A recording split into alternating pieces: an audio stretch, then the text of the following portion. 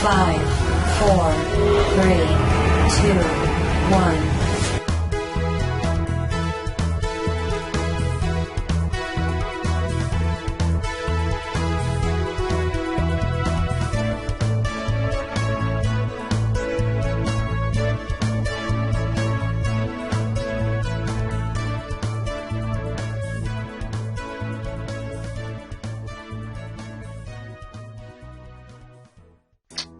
May mga nagtatanong din sa akin regarding sa Kaiser at uulitin ko po, didiscuss natin ito yung Kaiser sa Sunday, specific sa company na ito at yung company background.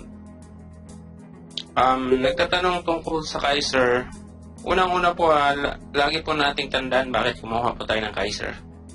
Okay, para saan yung purpose ng Kaiser? So ito yung kapatid ko,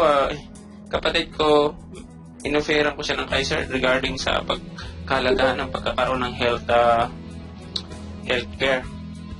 Ang sabi niya sa akin, nabanggit ko sa kanya ng Kaiser, ang sagot kagad sa akin is, pwede ba yan ma-loan? Pwede ba yan ma-loan? Bakit ang tagal naman? Okay? So, in the first place, hindi niya naintindihan kung bakit kailangan natin ng healthcare. Ngayon, kumuha po kami ng Kaiser hindi para i-loan. Okay? Hindi para i-withdraw yung pera. Even though ma-withdraw mo yan siya anytime naman pagdating ng araw eh. Pero ang main purpose nito, lagi natin yung tatanan bakit kumuha tayo ng health insurance. Ang main purpose nito is healthcare protection. Ito yung solusyon sa mga medical problem po natin, medical expenses. Ngayon po, kung kukunin mo ito, okay, pagdating ng maturity, kung kukunin mo ito, kahit wala pang maturity kasi may amount naman talaga yan, kung kukunin mo ito, ano na lang yung coverage mo. Okay, don't expect na malaki ang coverage mo, itinanggalan mo na o binawasan mo na yung pera mo. Ang Kaiser is a savings. Ito yung savings ninyo. Example, sa loob ng isang taon, kung plan 100 ang kukunin mo, sabihin natin ito. I-discuss ko lang ng konti.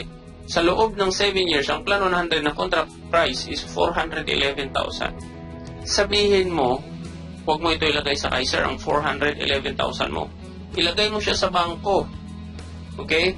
Pero, ang purpose ng 411,000 na ito ang gagamitin mo pag na-hospital tayo or pag may problemang medical. Kaya lahat tayo magkakaroon ng problemang pangkalusugan. At lahat tayo kailangan natin ng doktor. Ang tanong, anong solusyon mo? So sabihin natin ng 411,000 na ito, itabi mo yan siya sa bangko, huwag mong ilagay sa Kaiser. Okay? Ngayon, pag na-hospital ka, magbabawas ka doon sa bangko. Ang 411,000 mo, pa-check up mo, magkano? Okay, yung kapatid ko, isang araw palahati, 9,000 pa lang, 9,000 kaagad. So, babawasan mo yan sa bangko. So, magkano na lang ang ipon mo doon? Okay, so habang nagpapacheck up ka, o may problemang medical ka, or even ang pamilya mo, pinabawasan mo yung savings mo doon sa bangko. Lumiliit yun. Okay? Hindi yun nag-grow. Ikumpara mo yan, pag ilagay mo yan sa Kaiser, kahit hindi ka magkakasakit or hanggat hindi mo ginagamit, nag-grow siya. Okay, so ibig sabihin, ang coverage mo ay lumalawak. Lumalaki ang coverage mo. Okay, so yan po yung ibig sabihin. Pero kapag tinanggal mo yan, don't expect na malaki pa rin ang coverage mo. Okay?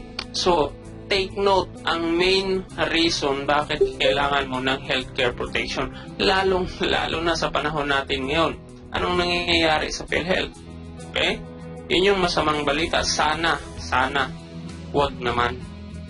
Okay? Mas lalong kawawa yung Pilipino kapag mabankrupt yung yung PhilHealth. Okay? Wag naman sana. Kahit papano, okay, recommended po namin na kumuha kayo ng PhilHealth. Kasi kahit papano, yan mura lang yung bayaran mo, makaver yung pamilya mo, pero hindi naman makakaver lahat ng bills mo. Unless, at least, mayroong nabawasan yung may discount. Okay, mababawasan yung babayaran mo. Okay? So, hopefully, sana nga, pagdasal natin, huwag naman mabankrupt yung PhilHealth. Okay? Mas lalong madaming kawawang Pilipino. Kaya, ang advice natin dito, ang ginagawa natin is backup plan, alternative. Okay? So, kung may PhilHealth ka, may Kaiser ka, mas maganda. Pagdating ng araw, ang bills mo is lalong maliit. Kaya, ang advice namin sa mga kasamahan namin, kumuha ng PhilHealth. Pag nagkasakit kayo at na-hospital kayo, pumunta kayo sa accredited hospital ng Kaiser, ang una ninyong ipapakita is hindi Kaiser. Una nyo munang ipakita is yung PhilHealth. Of course, magbabawas yun, may discount. Susunod yung Kaiser para hindi naman tambak yung Kaiser. Kaya, ang Kaiser is a backup plan, okay? Hindi naman. Sana, hindi yan mangyayari. Umasa kami na hindi mangyayari. At alam ko na hindi yan mangyayari. Pero, ang expected na natin yan, baka mamaya, dahil sinabi nila na lugi ang PhilHealth last year, magkano 1 bilyon lugi, baka ang mangyayari naman yan, tataasan na naman yung bayad. Okay? Tataasan na naman yung bayad. So, yan ang mangyayari talaga yan. Kaya, backup plan. Okay, backup plan. Kaya dito lagi tayong may backup plan, lagi tayong may alternative. Okay? So, kung gusto nyo na ma-less ang bills ninyo, medical bills, expenses, okay? So, maghanap po tayo ng alternatives. Kaya po ang Kaiser is long term. Ito lamang ang health insurance ngayon sa Pilipinas na may long term healthcare protection habang buhay ka. Okay? Habang buhay ka. So, ito lamang at ito pa ay transferable. So, saan mo pa hahanapin yan? Okay? So, mayroon tayong tinatawag na short term, mayroon tayong tinatawag na long term, mayroon tayong tinatawag na senior care. Ngayon, kinuha natin yung long term. Okay? Hindi man natin mapakinabangan ngayon kasi nandito tayo sa ibang bansa, may health insurance tayo. Yan po ay napakaganda. Kasi hanggat hindi natin na napapakinabangan, ibig sabihin yung coverage natin, hindi po natin nababawasan. Okay, so take note, Kaiser is a savings. Is a form of savings. At ang savings na yan, hindi lamang health insurance, may life ka pang kasama. Saan ka pa protected ka na? Once na na-approve yung policy mo, protected ka na, pati ang pamilya mo. At in any case na may mangyari sa plan holder, at least may matatanggap yung kanyang pamilya. Okay? Tapos, pagdating panahon, nag-grow pa siya. Nagtatransform siya sa investment. Okay, so yan yung isang bagay. Hanggat hindi mo magagamit, nag-grow. Okay, so understood na po tayo dyan. I-discuss natin yan sa ibang araw pa. Okay? So, sunod, i-discuss natin yung kahalagahan ng life insurance. So, alam na natin yung Kaiser para yun sa medical expenses mo. Okay, sa problema ang medical, yun ang solusyon mo. Okay, yun ang solusyon. Hindi yung lupa mo na isasangla mo pag malaki na talaga ang problema. Step number 3, ang kahalagahan ng life insurance. Protect your family against loss of income with life insurance. Okay, para saan yung life insurance? Para sa pamilya mo. In case na mawala yung isang breadwinner. Okay? So, ikaw, hanggang ngayon, nagtatrabaho ka. Nagtatrabaho po tayo lahat para kumita ng pera. Ang malaking tanong ko po, saan natin nilalagay yung pera natin? Diba dito? Sa mga basic needs. Food, shelter, clothing, education, pangkalusugan. Yung pera natin, dyan talaga yan napupunta sa pangangailangan ng ating pamilya. Ang malaking tanong po, what if we die too soon? Ito, ang buhay natin ay hindi natin hawak. Walang nakakala kung kailan tayo kunin ni Lord. Pero, ang ginagawa natin dito is paghahanda. Okay, paghahanda sa mga bagay na mangyayari na hindi natin inaasahan. Ang malaking tanong, what if you die too soon? Paano na lang po ang pamilya mo? Paano na lang yung mga anak mo? Sino ang magpo-provide sa kanila niyan? Pagkain, Okay, tirahan, pananamit, edukasyon. Saan nila kukunin yan? Ang pera na ginagamit nila ay nanggagaling sa'yo. What if we die too soon? So, ano ang solusyon po dyan? Okay, life insurance. Ang life insurance ay instant money po yan siya. Okay, bigyan ko kayo ng isang halimbawa na lagi, ito yung isang bagay na natutunan ko at pinupursige ko at binigyan ko talaga ng atensyon. Kaya ulitin ko po, yung kaibigan ko, kasamahan namin sa IMD din. May 5 siyang anak. 6 years ago, nandito siya sa Israel, namatay yung kanyang asawa din. Inatake sa puso. Okay, so, iniwan sa kanya yung 5 anak na maliliit pa. Okay, yung isa niyang anak, ay yung 2 niyang anak college. So, siya yung nagpo-provide sa mga ito. Food, shelter, clothing, lahat. Sinakripisyo niya dito sa Israel. Okay, ngayon, ang nangyari, may insurance siya, may Kaiser siya. Okay, may Kaiser. Pero, hindi ko rin naman siya masisisi dahil sa 5 anak, iisa lang ang breadwinner.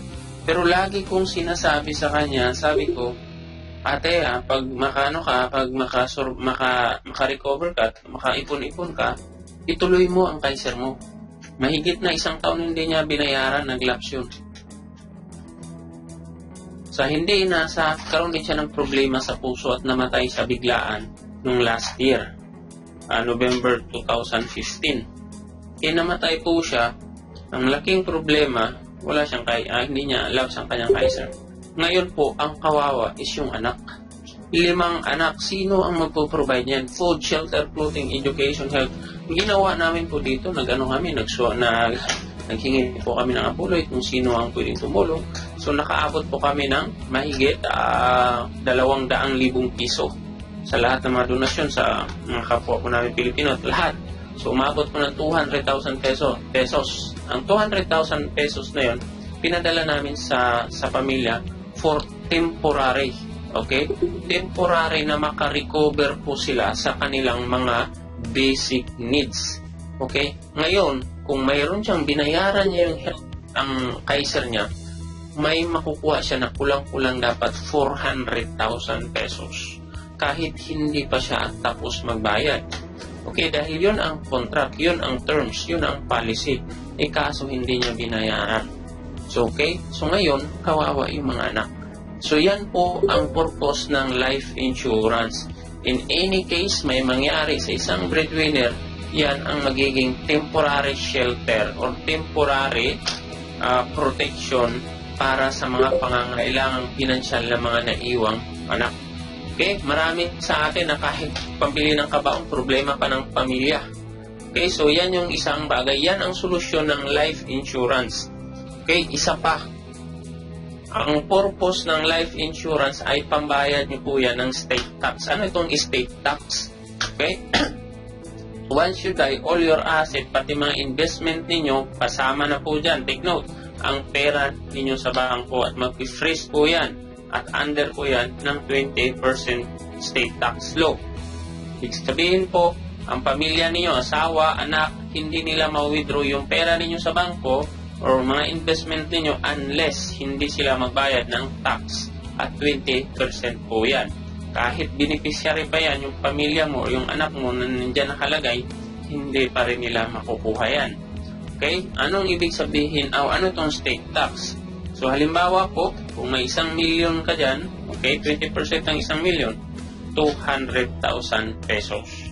Okay? So, saan nila kunin yun? Hindi mo pwede sabihin sa bangko, pwede ba i-withdraw ko muna yan? Tapos, o di kaya ibawas nyo na lang. So, hindi po yan pwede. Okay, so saan nila kukunin yun? Life insurance. Ang life insurance is free tax po yan. Wala po yung bayad. Okay, international law, dyan nila po kukunin yung pambayad po nila sa tinatawag na estate tax. Example, siguro kayo nakaranas, bumili ng lupa. Okay? Ngayon, ang gusto ninyong mangyari, ang titulo ng lupa na nabili ninyo, itatransfer ninyo sa pangalan ninyo. Pwede po yun. Punta kayo sa abogado. Pero anong babayaran ninyo? Tax. Ang tawag po dyan, estate tax. Okay? Hindi po yan mababayaran hanggat hindi po kayo magbayad. lahat na po ngayon may tax. Buhay ka man or patay. Pera mo man, kung saan mo nilagay, may tax po yun. Okay, so yan po ang state tax. Ito ang state tax, current state tax ng Pilipinas since 1998 hanggang present. Okay? Kung ikaw ay may 10 million sa bangko, okay, ang tax na is 1.2. Pag lumagpas ka pa dyan, may additional 20%. Okay? So, ganun po kalaki ang tax sa Pilipinas. Ang tanong, saan yan kukunin ng beneficiary mo? Ang pambayad ng tax. Okay? So, sa life insurance. Kaya kung ikaw ay may ari-arian po na umabot, sabihin na lang natin, 5 milyon, okay? 20% niyan, okay? Ang insurance niyan, magkano? Halimbawa, 20% ng 5 million mo, okay? Magkano yan? Ang insurance dapat niyan is 1 million. Ang coverage dapat ng insurance mo is 1 million kung malaki yung ari-arian mo. Okay? So, ganun po siya. Kung hindi kayo handa, nakafocus lang kayo sa palaki ng ari-arian ninyo, pero ang coverage nito o yung insurance ninyo, hindi nyo inisip, ang kawawa po niyan is yung beneficiary o yung maiwan. Okay? So, lagi po nating isipin, yung iba nga, may sasakyan. Okay? May insurance ang sasakyan. Automatic agad insurance ang sasakyan. Pero yung driver, walang insurance. Ang tanong, saan ang importante? Ang sasakyan o yung driver? Siguro yung sasakyan. Kasi pag may aksidente ko, pumusta yung sasakyan, hindi yung driver. Yeah, so ganun po siya dapat. So, yan ang purpose ng mga insurance. At bakit mahalaga siya at connection nito sa inyong mga ari-arian. Okay? So, hindi natin panoorin yung video na yan. So, yun po siya. Ngayon, ang ginagawa namin, yung Kaiser, ay kasama na po doon yung life. So, mayroon na po siya. Kung napakalaki talagang asset mo, umabot ka na ng daan-daang milyones na yan dyan, so, lakihan mo rin ang iyong coverage. So, may ituturo din kami dyan. Okay?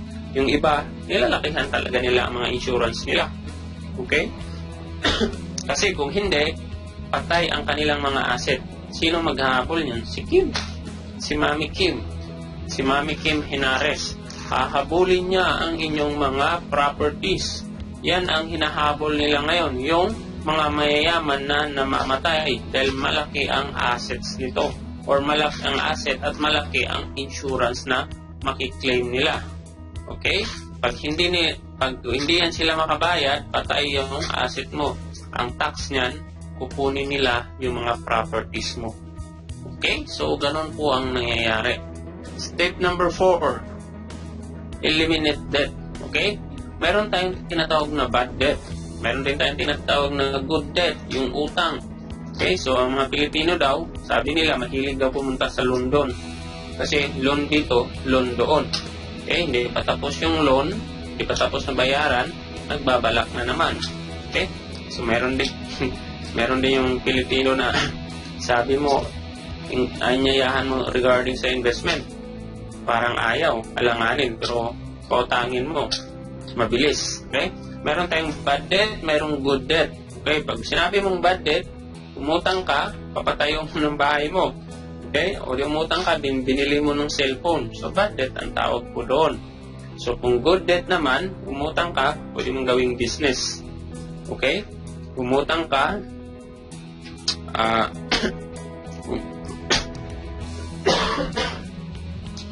okay? So, umutang ka para sa negosyo o kung anong bayaran na alam mo na makakatulong at makakalisin sa tinatawag na interest.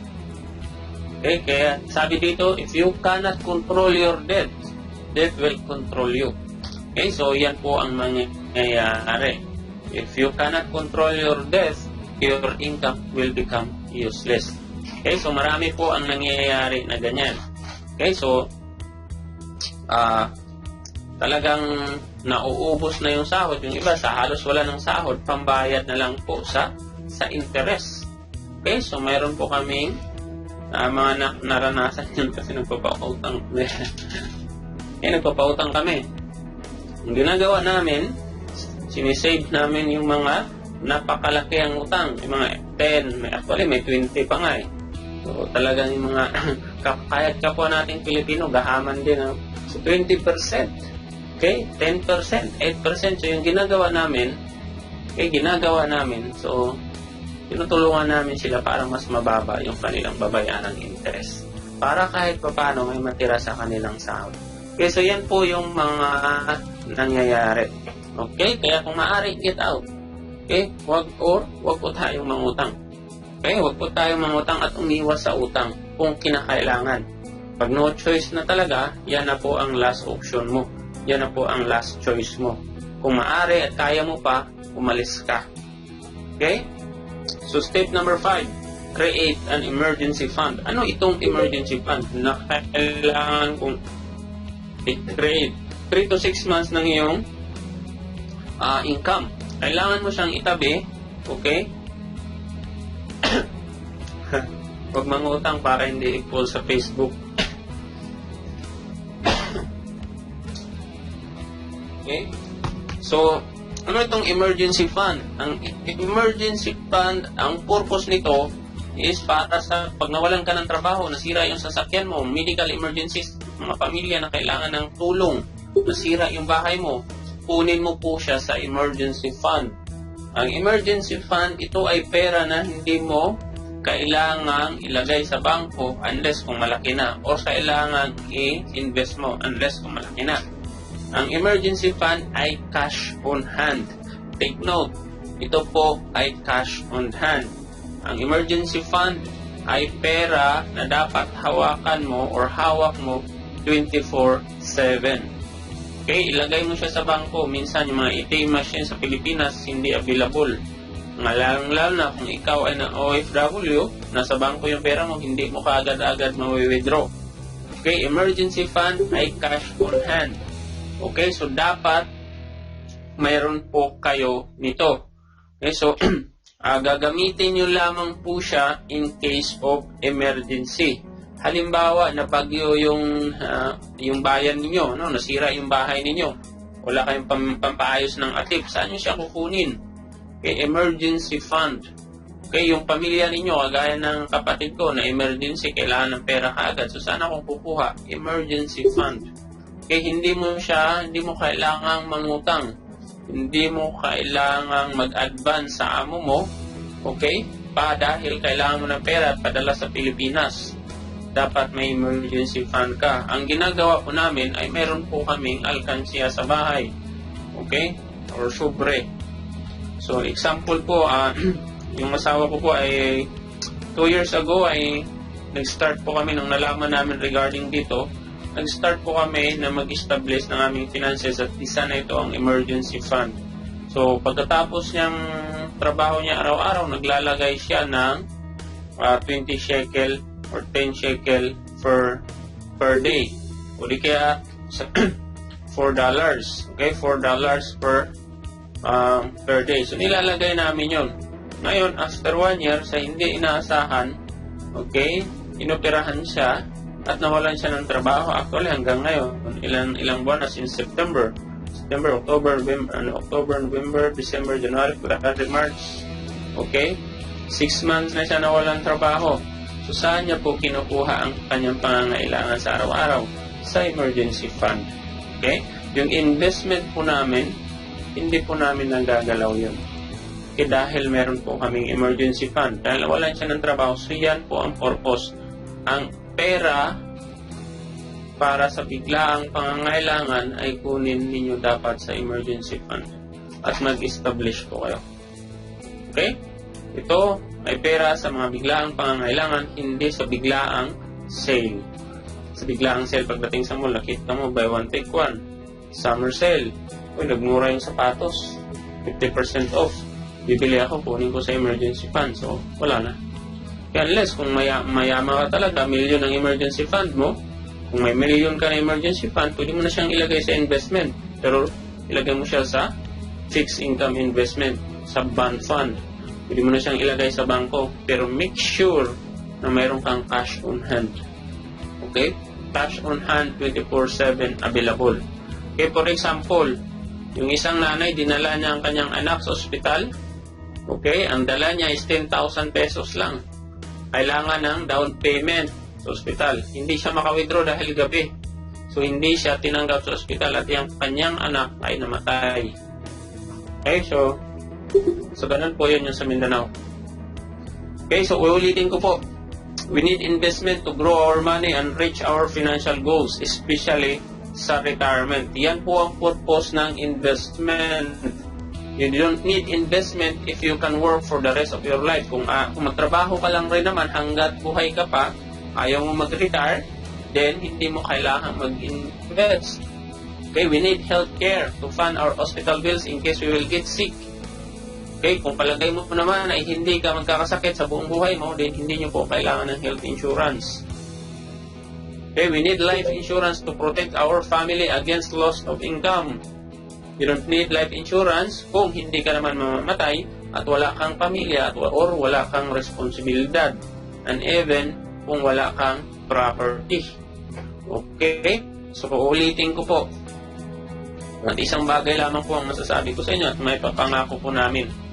Okay, so ito ay personal testimony namin na alam namin na kung susundin nyo po ang step na to, okay, you will be financially free.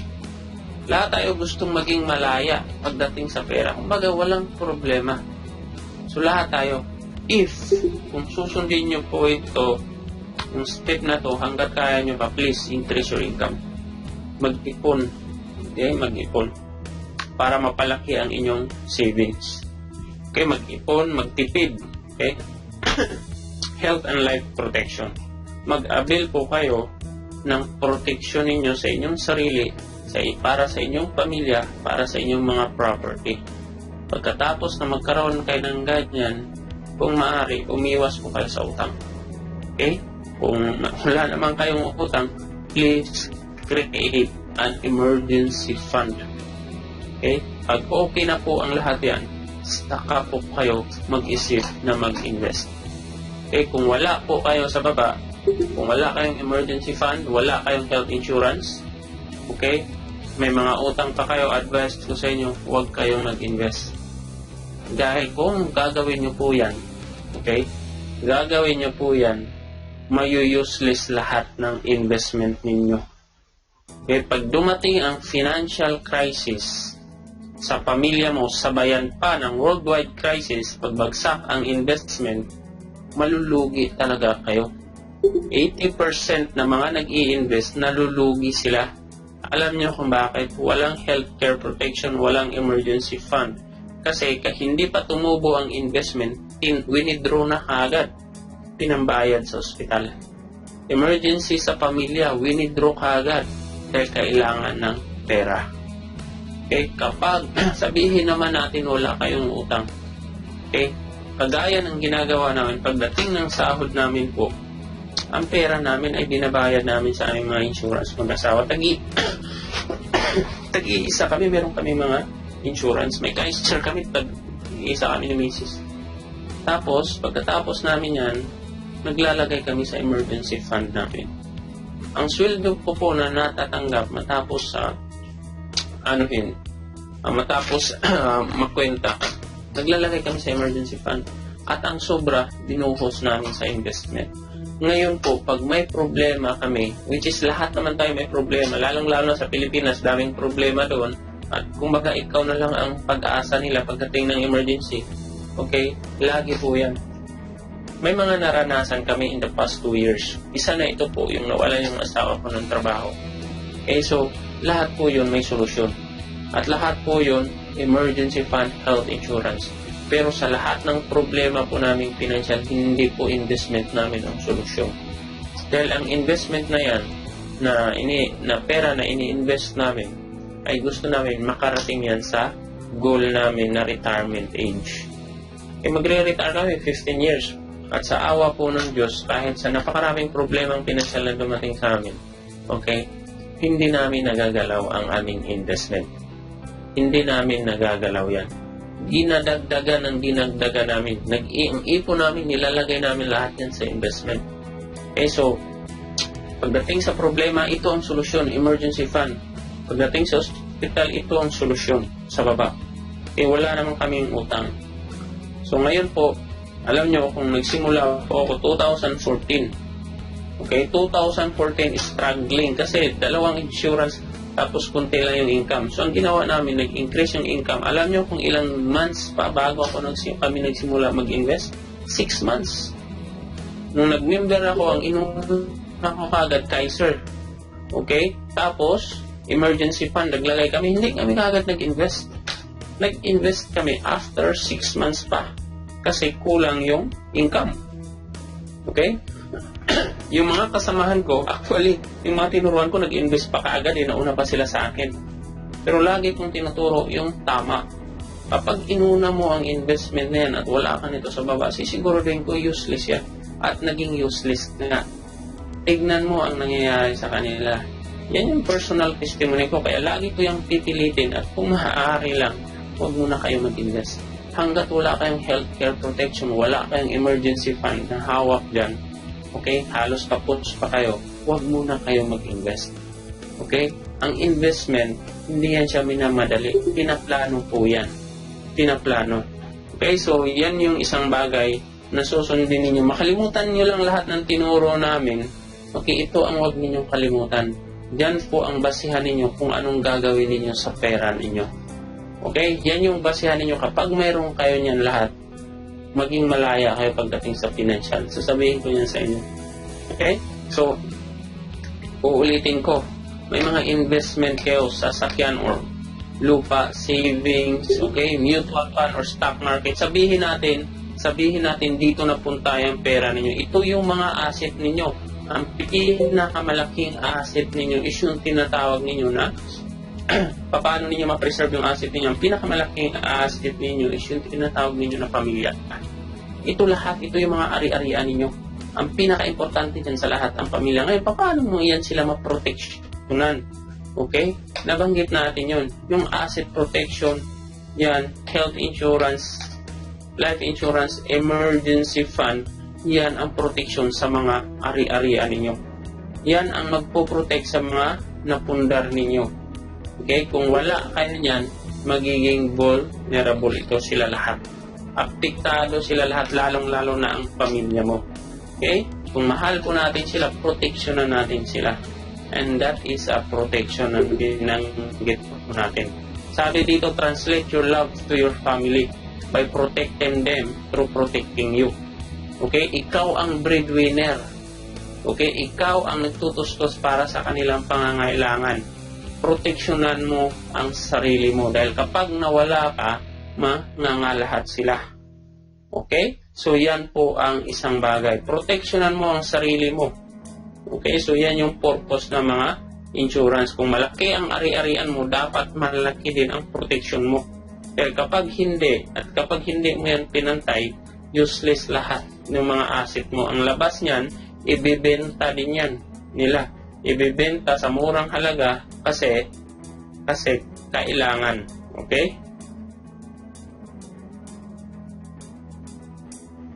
Ang pag-upgrade ng plan ng Kaiser is 1 month lang.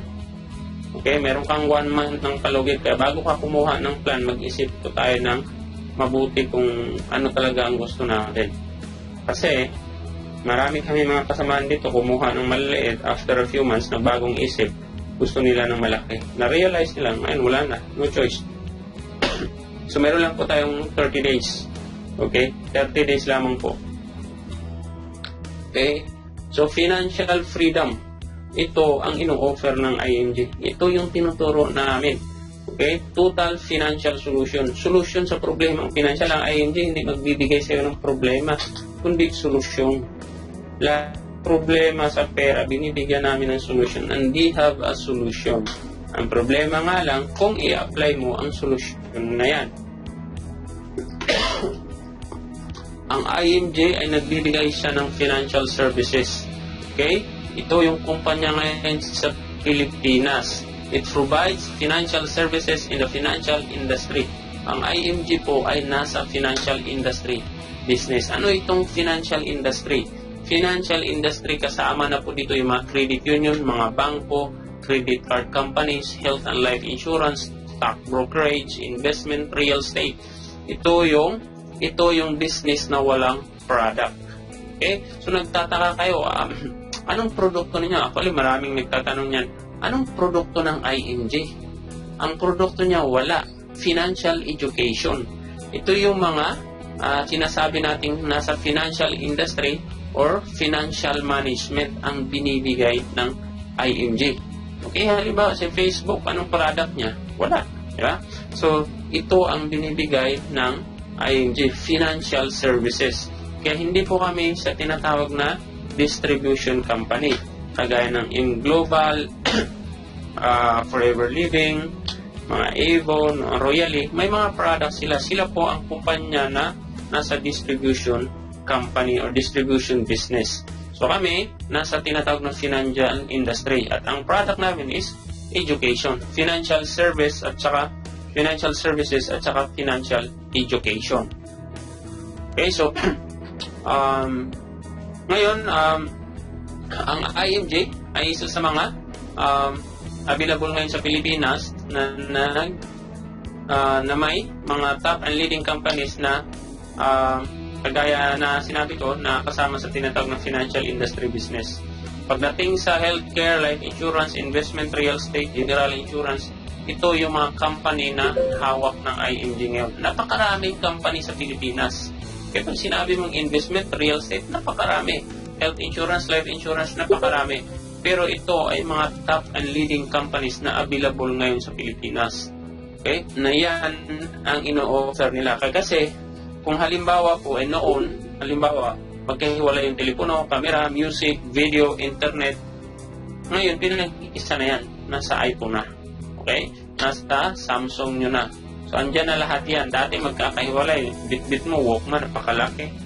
Okay? Nakasabit pa sa bulsa mo. May dala ka pang tape. Okay? So ngayon, inisa na lang. iPhone, andyan na lahat. Pagdating naman sa kumpanya, okay, noon magkahiwalay. Punta ka ng iba't ibang ahente, kausapin mo iba't ibang ahente, apply ka ng iba't ibang kumpanya ng lahat ng mga kailangan mo. Ngayon, isa na lang. Nasa IMG. Ang IMG parang tindahan na rin yan. Okay, parang grocery. Lahat ng gusto mo, andyan na. Okay, so, kumuha ka ng insurance sa sasakyan mo, insurance mo, life insurance mo, mag-invest ka, andyan na lahat. Hindi na yung palipat-lipat ka pa. So, yan po ang IMG today. Okay? So, at sa IMG, of course, may mga taong nagtatrabaho. May mga tinatawag na associates, meron tinatawag na marketing director, senior marketing director, executive, chief executive, at marami pang iba. Yung mga tao na ito ay tumutulong para to help people change their lives. Okay, from spenders to savers sa pamamagitan ng financial education. So kami po ay nagtatrabaho sa IMG bilang financial educator. So tinrain po kami para magturo. Okay? So may mga kasamahan, yung mga kasamahan namin dito, kahit sa ang mundo, mayroon po kaming representative. Okay? Pag sa opisina, mayroon din doon. So ulitin ko, ang dala ng IMG is financial education at may nagtatrabaho sa kumpanya na yan. At yan ang ginagawa namin, hindi lamang sa loob, sa labas, kahit saang bansa ka, anong sitwasyon ng buhay mo, or kahit saan ka na pwede ka naming maabot through online. So magkakaroon ka ng pagkakataon na marinig ang financial education ng libre. Okay? So, yan yung isang bagay. Ito ay sa IMG, sa office. So, hindi lamang yan sila. Napakarami po doon. Okay? Napakarami po doon na magtuturo. So, dito po, hindi po kami, we don't go after people to become our client. Hindi po kami naghahanap ng mga kliyente.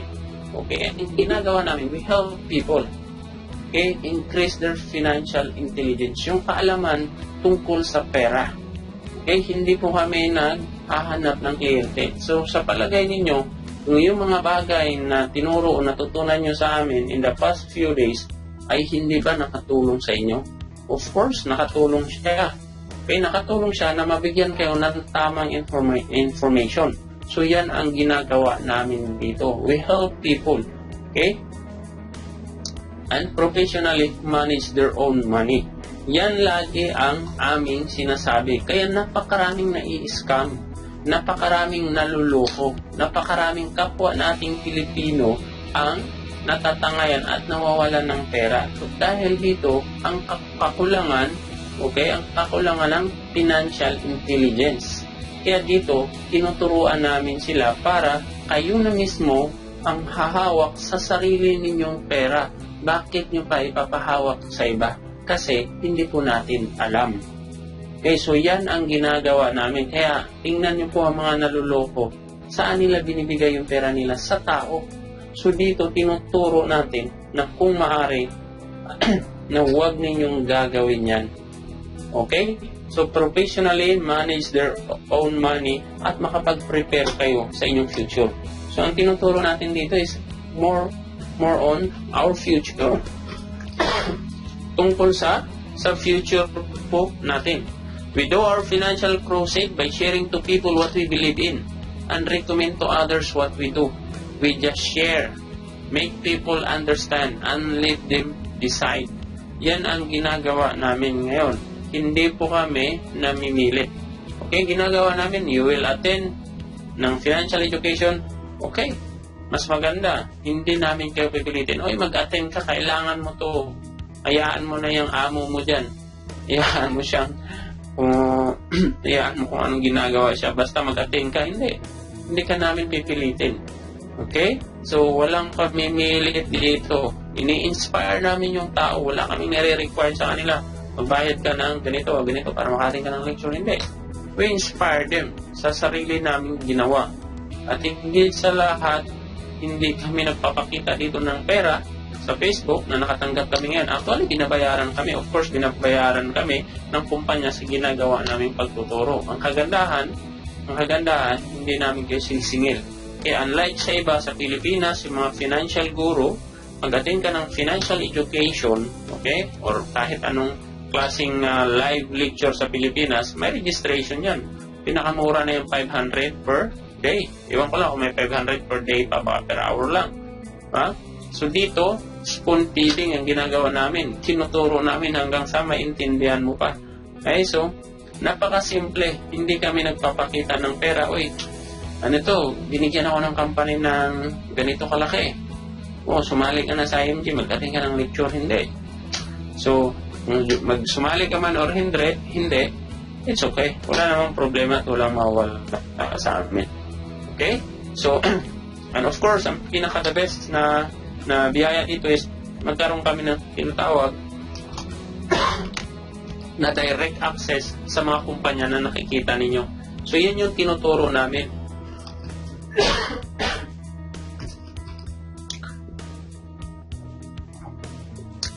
Direct access. Pag sinabi mong direct access, hindi ka na dumaan sa mga ahente. Bayaran mo yung mga ahente, lukuhin ka pa. So dito, tinuturo namin na magkaroon kayo ng direct access sa mga kumpanya na ito kasi ang mga kumpanya na yan po, may mga ahente din yan. Of course. Okay, at kung gusto mo ng lahat ng bagay, alam mo, kumuha ka ng health insurance, life insurance, investment, real estate, insurance ng sasakyan mo or travel insurance, lahat, may mga ahente po yan. Ang nagtatrabaho sa kanila, agent. Lahat po ay may ahente. Kaya minsan, ang mga ahente, napakakulit yan. Kaya napakahirap minsan kausapin, lalong-lalo na pag nakuha na nila ang gusto nila, hahayaan ka na. So yan yung isang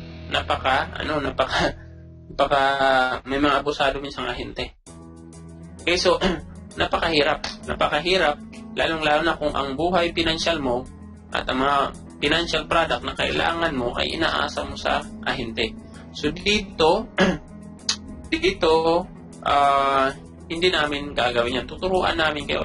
Bigyan ko po kayo ng sample ng resulta ng pakipag-usap sa agent. Okay? So, dati, bago ko nalaman yung IMG, sinubukan ko mag-email sa Pilam Life. Gusto kong kumuha ng life insurance. Kaya ang life insurance na kalahating milyon ng coverage, okay? Kalahating milyon ng coverage, 5 years to pay mo siya babayaran. Ang yearly nun is 19,000 pesos. Okay na, yearly naman eh. Ngayon, kung gusto mo ng 10 years to pay, okay? 10 years to pay, dublihin mo lang yan. Okay, 10 years to pay, ang coverage niya is 1 million pesos. 10 years to pay, Ang babayaran mo every year, 40,000 per annum. Okay, so nalaman ko yan. Ngayon, timing naman ito pumasok ang IMG. Nalaman ko sa IMG na ang IMG pala ay connected niya rin ang life insurance, ang PhilAm Life. So, binibigay ng IMG ang life insurance lang na ino-offer ng PhilAm. Ang coverage is 1 million pesos. Take note, ang coverage 1 million pesos. So, napansin nyo kanina doon, 40,000 ang babayaran ko per year. Pero pag ikaw ay member ng IMG, ganito lang ang babayaran mo. Okay, ako ay 30 years old. Ang babayaran ko lang is 3,230 every year. Okay, pag every year, tumataas yan siya ng 50 pesos. Ang coverage niyan is 1 million sa loob ng 10 years. Yan ang benepisyo na walang ahente. Okay? So, kaya yung mga ahente, napakakulit talaga yan.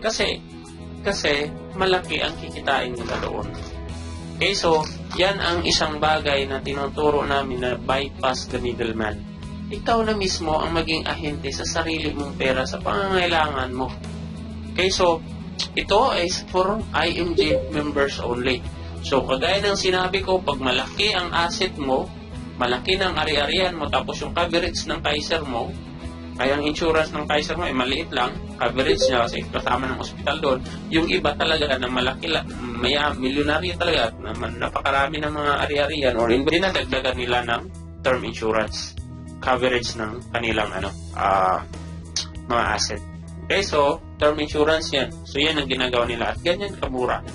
Okay, so yan yung isang bagay. Ngayon, ang ginagawa at ang proseso na ginagawa namin dito is lahat ng mga payments namin at documents, ganito po ang proseso.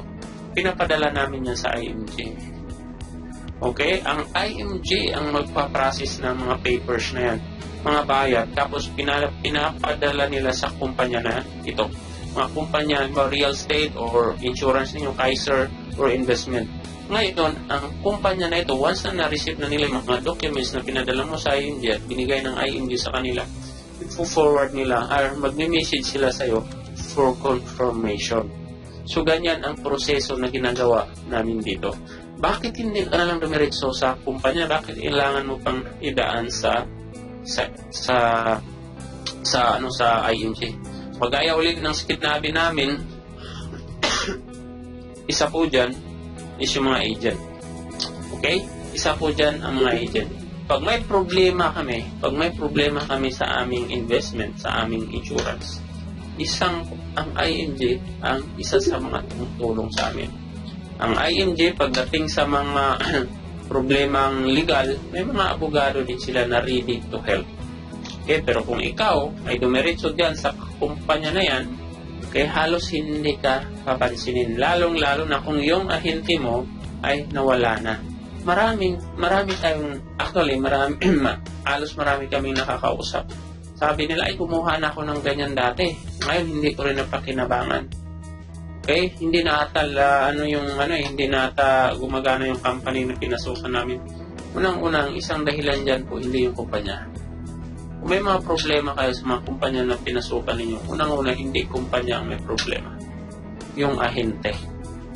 Okay? Yung ahente na hindi nyo na makikita, na hindi nyo alam kung paano i-contact ang kumpanya dahil nawala na siya.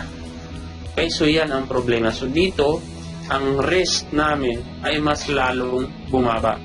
Hindi kami natatakot o nag-alinlangon o nag-alala pagdating sa mga pinasukan namin kasi ang unang tumutulong sa amin is IMG. Ang IMG, hindi siya magre-recommend ng isang kumpanya sa'yo na ikakasira niya rin. Okay, ikakasira niya ng kanyang pangalan. Okay, so kaya ang mga kumpanya na tinuro namin at binanggit na nirecommend ng IMG, piling-pili po yan pagdating sa Pilipinas. Pagdating sa health insurance, napakaraming health insurance sa Pilipinas. Pinili ng IMG yung pinaka-the best na service at ino-offer sa Pilipino. Pagdating sa life insurance, napakarami. Pagdating sa investment, 15 yun. Pinili lang ng IMG yung 5. Yun ang pinaka-the best investment na mutual fund available today. Real estate, pinili niya rin kung ano ang pinaka-the best. At yan ang ino-offer niya. Dahil kapag nagka-problema sa mga kumpanya na yan, sino ang sisihin mo? Of course, si IMJ. At ang pangalan niya, maapektuhan. Kaya, for 15 years or 16 years na ginagawa nila ito, pinoproteksyonan nila ang kanilang pangalan. Of course, ang mga kumpanya na yon, okay, mga kilalang kumpanya sa Pilipinas, hindi naman yan magpa-partner sa IMG kung palagay nila itagilid din ang kumpanya na yan. So, common sense na lang rin yan. Okay? So, ganun po siya. Okay? So, IMG will help you to save by becoming agent for your own investment. So, dito po, tutulungan po kayo, okay, ng kanilang mga advisor para i-process yung mga documents ninyo. Tutulungan namin kayo. Okay? Kagaya ng sinabi ko, spoon feeding na itong ginagawa namin. Okay? Spoon feeding na itong ginagawa namin. So, tuturuan namin kayo hanggang magiging independent kayo. Okay, marami kaming tinuruan dito. Yung iba, alam na nila ngayon paano magbukas ng kanilang statement of account. Okay, yung iba, alam na nila paano mag-email. Alam na nila kung paano i-direct sa kumpanya. So, sila mismo nakakaalam na. Okay, hindi na sila umaasa sa amin. Pero, pag ikaw ay beginners, talagang tutulungan ka namin hanggang sa matuto ka. Okay, so marami ka namang katulong dito eh. Okay? Okay, so ito yung mga benepisyo na ibibigay ng IMG sa'yo. Mayroon kang lifetime training. Okay, lifetime financial education. Makaka-access ka niyan. Mentoring webinar sa Makati. Okay, yan yung benepisyo mo. Pangalawa, you can buy at makapag-access ka sa napakamurang mga insurance, pati mutual fund investment. Kapag hindi ka member ng IMG, hindi ka makaka-invest sa kanilang mutual fund. Okay? So, dumiretso ka na lang, pati sa Kaiser. Okay? Dumiretso ka na lang doon. Okay? Kausapin mo yung mga agent nila. At yung mga agent nila, sila makakatanggap sa commission. Okay? Take note, bypass the middleman and earn commission from your own investment. Earn commission from your investment.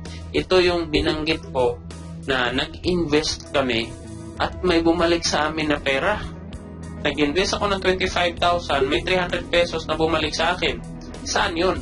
Commission yun sa sarili kong investment. So, ganun po siya. Kung hindi ako member ng IMG, ang commission na yun, okay, mapupunta sa mga ahente ng mga investment companies. Pero member ako, agent ako sa sarili kong investment, bumalik sa akin. Okay, so, even though maliit lang yun, at least pera din yun. Okay, so, isa pang sample yung kasama namin ay si Elder John May, isa sa mga executive vice chairman namin, bumili siya ng sasakyan. Sabi ng car insurance company na, sir, included na po dyan sa sasakyan ninyo ang insurance. Sabi niya, tanggalin nyo na lang yung sa amount na babayaran ko yung insurance. Kasi ako na magpapa-insure ng aking sasakyan.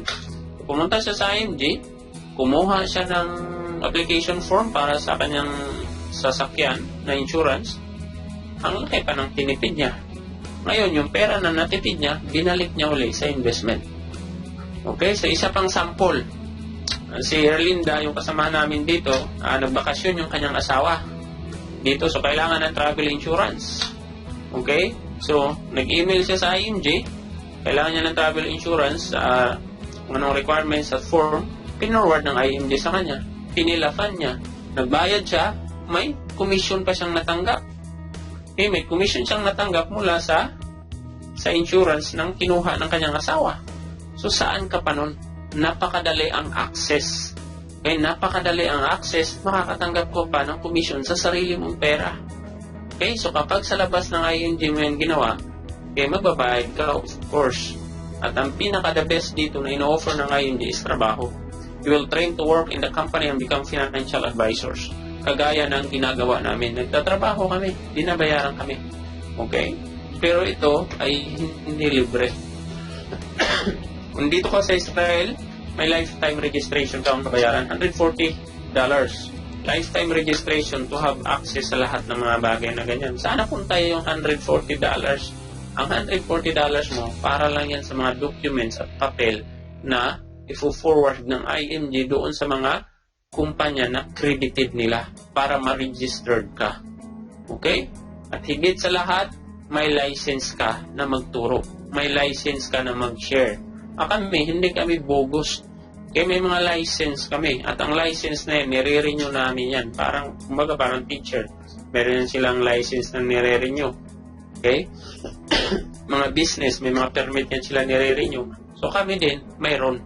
Okay, so yan yung isang bagay. Matatanggap mo sa binayad mo, matatanggap mo yung mga kit na yan na pwede mong gamitin at pag-aralan. Ipapadala yan dito kung saang bansa ka. Okay, so yan yung isang bagay. Tapos, isa sa mga benepisyo mo, yung advanced training course. Pag member ka ng IMG, you will magkaroon ka ng access sa mga free lecture na ito na ino-offer nila through online kung sa ibang bansa ka. Sa Pilipinas, makakapasok at makakating ka ng libre. Pero kung hindi ka member, okay, so hanggang sa practical money management or series 1 ka lang kagaya ng sinishare namin. Kasi useless lang naman lahat ng ito.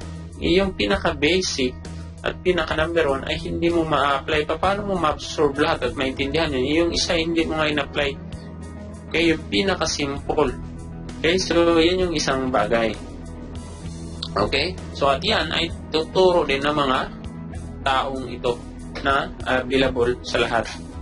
Okay, so changing people lives from spender to saver through financial education. So yan yung ginagawa po namin. Okay, so sa paraan na ito, lahat ng mga kailangan namin ay dinidiretso na namin sa IMG. Ay sila yung magbibigay, sila yung magsusupport. At higit sa lahat, mas lalo kang safe. Lalong safe yung pera mo, okay, yung risk ay lalong bumaba, okay, hanggang sa at least magbibigay sila ng kaalaman sa iyo, yung knowledge. Yung knowledge ko ang pinaka-importante sa lahat na dapat po makuha po natin. Kaya ulitin ko, sundin nyo lang ang mga bagay na ito kung gusto ninyo maging malaya sa pera. Okay? So, mahirap po pagdating sa increase ng income, mag-invest ka agad. So, ang ginagawa namin dito pagdating sa investment, bumaba kami uli sa increase your income. Doon kami nakafocus, hindi kami nakafocus sa investment. Nakafocus kami paano ma-increase yung income namin para may pang-invest kami. Okay? So, sabi nila, success principle are so clear and simple. Pero bakit maraming mga tao hindi naging successful? Una, hindi nila alam. Pangalawa, alam nila, hindi naman nila ginagawa. Okay, success principle will work if you work for them. Okay? So, isang bagay na lagi namin babanggitin, dapat matuto po tayo sa mga nakaraan.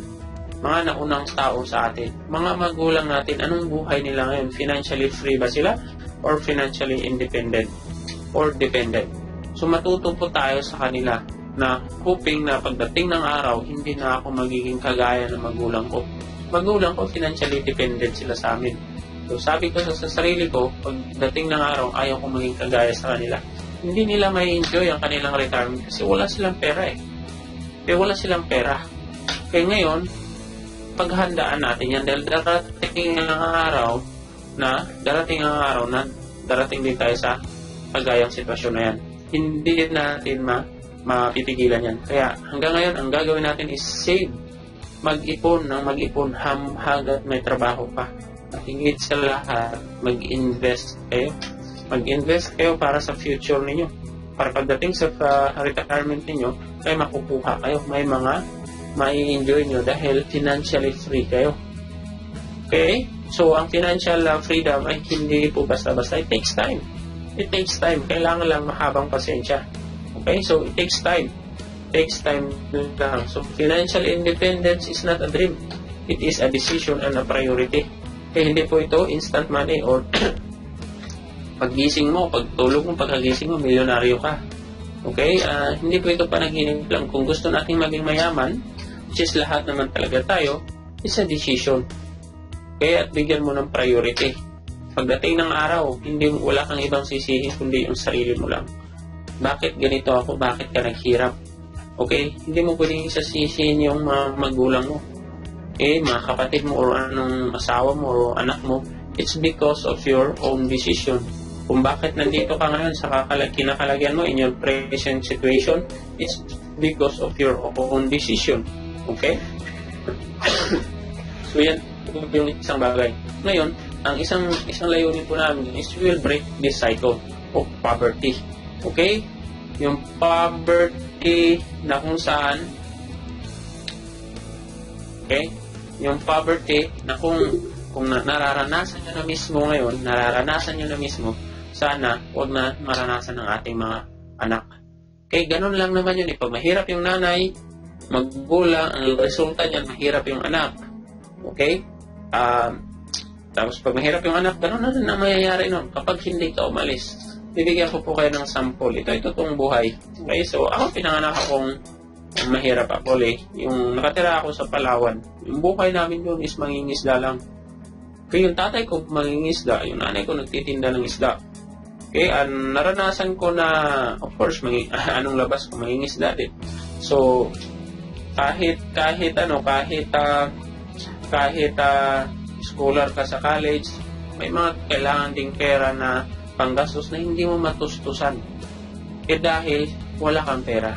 So, ang mga kaibigan ko, sa mga paligid namin, ganun ang sitwasyon. Magulang nila mangingisda, anak nila mangingisda. Ngayon, ganun din ang resulta nun. Mangingisda lang yun, umiikot lang yun. Ngayon, sabi ko naman, of course, hindi maganda yung buhay na ganito. Hindi maganda yung buhay na, ayaw ko naman na pagdating ng araw, ganito rin ang buhay ng anak ko, magaya ng sitwasyon ko. So, I'll break the cycle. Maghanap ka, magplano ka para sa iyong future at ang future ng mga inaanak mo. Okay? So, kung ayaw mo maranasan ng magulang mo o ng anak mo ang sitwasyon mo ngayon, then you need to plan for your future. Ang isang bagay na lagi kong iniisip at lagi kong sinasabi sa aking asawa, na ayaw ko na yung anak ko magiging OFW in time will come. Okay? Na malayo siya sa pamilya, okay? Iwanan yung pamilya, okay, para magtrabaho sa ibang bansa. So, ayaw ko na mangyari yan sa kanya. Kagaya sa nangyayari sa amin ngayon. Okay, so we will break this cycle. Ganyan ang Pilipino. Ang cycle na hindi mabibreak ng Pilipino is ganito. Pag tumanda sila, nakadepende sa kanilang mga anak. Ayan ang cycle na hindi mawawala sa atin. Kaya sa pamamagitan ng financial education, hopefully we will break this cycle of financially dependent sa mga anak in the future. And hoping na magiging financially independent po tayo. So, kung i-apply nyo yung mga tinuturo namin sa inyo, then you will see. Kayo na mismo ang makakalam. Okay, kung gaano siya ka-importante sa buhay natin. So, unang-una, maraming salamat po sa panahon na nag-attend po kayo. This will be our last lecture. Ngayon, kung gusto nyo na magsimula, then much better. Ang kalaban nyo kasi dito yung time, yung panahon.